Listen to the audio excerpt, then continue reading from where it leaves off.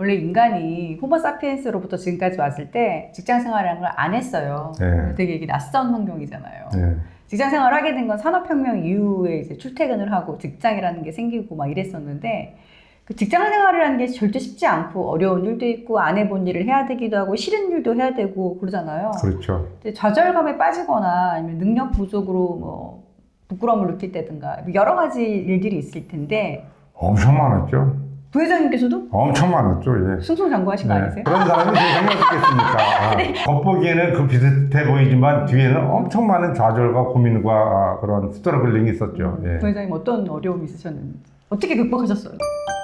제가 회사 생활하면서 성장의 그 과정을 보면은 처음에 이제 뭔가 새로운 어떤 업무를 맡게 되면은 적응할 때까지 시간이 걸리죠. 왜? 힘들어 하는데 그게 한참 지나면은 이제 어느 정도 익숙해지면 좀 편해지면 네. 그 다음에 있어서의 다른 잡이 오거나 한 단계 올라가면 또 다른 환경의 변화 와가지고 끼끼끼끼 되고 힘들어지고 또 그게 괜찮아지면은 또 다른 잡이 오고 이렇게 해서 계속 업이 변해가면서 힘들어하면서 안정되고 힘들어하면서 안정되고 하는 게 결국은 커오는 성장 과정인데 나중에 보니까 커오는 거에서 힘들어하는 과정이 영향이 커지는 과정이더라고요. 꽃길만 가면 안 돼요? 네, 꽃길만 가면은 저는 안 된다고 생각합니다. 꽃길만 가고 꽃길만 가면은 배우는 게 없다고 생각합니다. 결국은 먼 인생에 있어서에 대한 거는 전투력과 내공은 힘든 데서 다 나오는 거니까 그런 부분에 있어서 수많은 그런 과정을 겪었는데 지금 얘기하나 굉장히 힘들어가지고 제 인생에서 큰 도움이 됐었던 부분이 제가 삼성그룹에서 이제 경영진단이라는 업무를 이제 했는데요. 주니어 때 이제 품질 엔지니어로 근무를 하다가 그룹에서 좋은 기회를 줘가지고 MBA를 갔다 와서 다시 이제 그룹의 어떤 발령을 받아가지고 삼성 그룹 계열사의 사업을 경영을 진단하는 그런 업무를 하게 됐어요. 컨설팅 같은 업무네요? 컨설팅 같은 업무입니다. 왜, 그러니까 뭐 맥킨지나 맥킨지나 보스턴 컨설팅 베인앤컴퍼니를 같은 업무인데 그거를 삼성그룹 내부에서 그 똑똑한 분만 하시는 건데? 다른 분들은 다 똑똑한 분들도 하는데 제가 좀 상당히 역량이 부족했었던 것 같아요. 전자의 한 사업부를 제가 이제 그때 부장 시절이었는데 나가서 한 달 동안 열심히 이 회사의 문제점을 이렇게 파헤쳐가지고 제 나름대로 한 100페이지 정도 되는 보고서를 냈어요. 100페이지. 100페이지면 엄청 많잖아요. 네. 그러면 이제 삼성전자가 사업부가 많이 있으니까 각각의 사업부의 그 보고서를 다 모아가지고 전체를 갖다 다시 모아서 이제 회장한테 보고라는 이제 메인 보고서라는 걸 갖다가 하는데 저는 이제 그때가 조인해서 처음이고 베테랑 선배들이 이제 주필팀 그래가지고 그 보고서를 써서 작성을 했는데 다 쓴 보고서에 보니까 제가 100페이지나 써서 낸 보고서가 한 줄도 안 들어갔어요. 너무너무 100페이지 왜 쓰신 거예요? 100페이지를 왜 썼냐고 그때 말이에요. 나중에 보니까 그 100페이지를 쓴 내용이 제가 보는 문제의 시야가 이렇게 낮고 좁아가지고 잔챙이 문제들만 계속 얘기를 했었던 거고 큰 어떤 그 회장 차원에서 보는 구조적이고 많은 어떤 문제점에 대한 부분을 터치를 못한 거예요. 제 그릇이 안 됐었던 거지. 그렇게 보고 나니까 너무 나중에 메인 보고서를 보니까 내가 쓴 100페이지 보고서가 얼마나 보잘것없다라는 게 비교가 될 거 아니에요. 충격. 엄청 충격이 되더라고. 그래서 내가 지금 말씀하신 대로 그래도 웬만큼 일을 한다고 생각해가지고 왔는데 이 정도면은 내가 퇴직하고 시골 가서 농사나 져야 되겠다. 이렇게 생각을 했어. 그래서 이제 보고서 이제 다 끝나고 나서 수고했다고 이제 우리 쫑파티 같이 이렇게 해가지고 회식을 갔다 하면서 이제 수고했다고 이렇게 하는데 저는 이제 선배한테 넋두리 했어요. 선배님, 아무래도 제가 역량이 안 돼가지고 시골 가서 농사를 져야 될 것 같습니다. 이렇게 얘기를 하니까 이 선배가 당연하죠. 저도 처음이었을 때요. 옥상 건물에서 팍 뛰어내려서 그 정도로 힘들었어요. 그렇게 얘기를 하는 거예요. 내가 왔을 때는 굉장히 베테랑이었는데 저분이 힘들었었어. 그럼 저 사람이 나 같은 과정을 겪었단 얘기네? 이렇게 되니까 내가 지금 이렇게 좌절을 해도 나도 열심히 하면 저렇게 될 수 있지 않을까? 뭐 이런 생각으로 이제 바뀌어서 다시 이제 열심히 이제 해보자 하고 이제 했어요. 근데 회복 탄력성이 굉장히 빠르시네요. 나도 할 수 아이고, 있다. 누구나 다 이제 희망의 끈을 잡고 싶으니까 진짜 뭐 시골 내려가서 농사를 하고 싶겠어요. 밀려나가는 그런 어떤 아, 참담한 느낌이었는데 저 선배님을 보니. 저 선배도 그런 과정이 있었다면 나도 한번 버텨보지 않을까 이런 느낌을 갖고 그럼 이제 어떻게 해야 되는가 생각을 하고 과거 10년치 진단팀이 한 그룹 각사의 보고서를 제가 딱 꺼내와서 읽었어요. 읽었는데 예를 들어서 지금의 언밸런스 있으면 언밸런스를 쭉 다 읽은 걸로 끝내는 게 아니고 언밸런스를 가지고 1번 목차를 이걸로 잡았네. 2번을 이렇게 잡았네.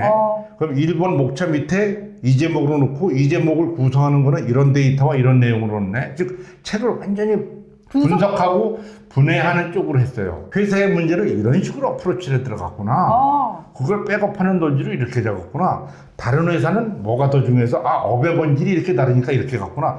이런 식으로 한 10개를 보니까 사업을 이렇게 진단을 해야 되는 거구나. 이런 느낌이 이제 어렴풋이 왔어요. 그리고 난 다음에 실제로 또 다른 이제 회사를 가가지고 이제 진단을 했는데 진단이 보통 한 달 정도 했어요. 그럼 이제 한 달이면 한 4주 되지 않습니까? 네네.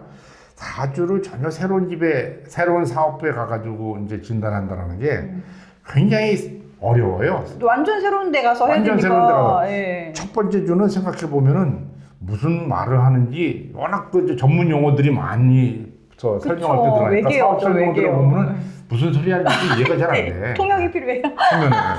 두 번째 주는 무슨 소리를 하는구나 이해가 되고 세 번째 주는 그 사람들하고 이제 막 토의를 갖다 활발하게 할 수 있어야 되고 네 번째 주는 좀 더 큰 차원에서 이게 문제다 저렇게 가야 된다라는 거를 얘기를 할 정도의 수준이 돼야지 그 사람들이 맞습니다 그렇게 가야 되겠습니다라고 얘기가 돼야지 그 부분을 보고서를 쓸 수 있는 거지 택도 없는 얘기를 쓸 수가 없잖아요. 그렇죠.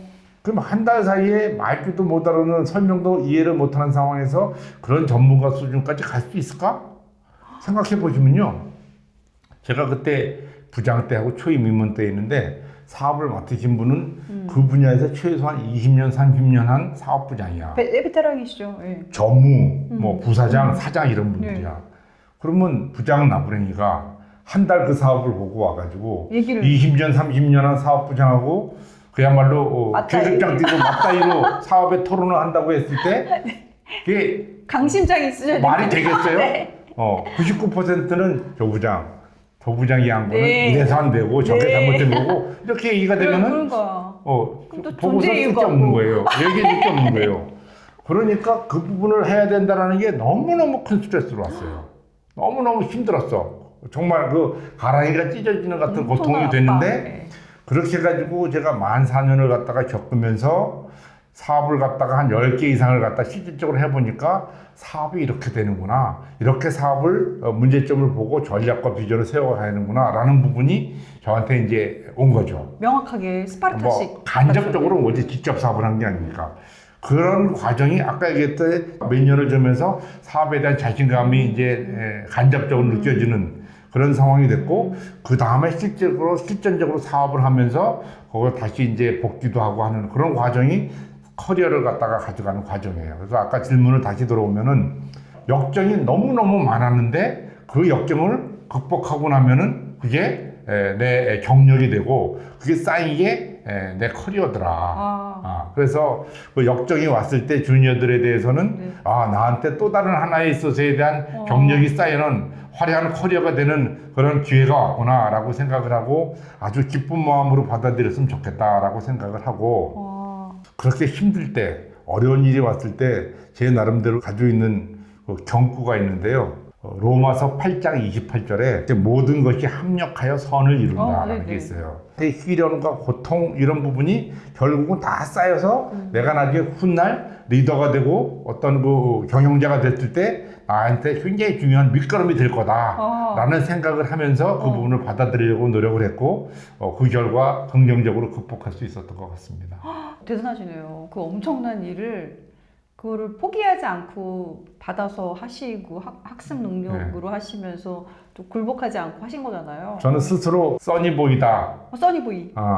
뭐 스스로 이렇게 비가 온다고 하더라도 제가 뭐 여행을 가거나 어디 놀러 가거나 하면 비가 안 온다라고 제 스스로 써니보이라고 세뇌시키면서 인생을 갖다가 살았습니다. 이 책에서도 나오지만은 긍정론에 있어서에 대한 안경을 쓰고 사는 게 긍정의 인생에 있어서 안경으로. 굉장히 중요합니다. 예. 긍정의 안경으로 세상을 산다.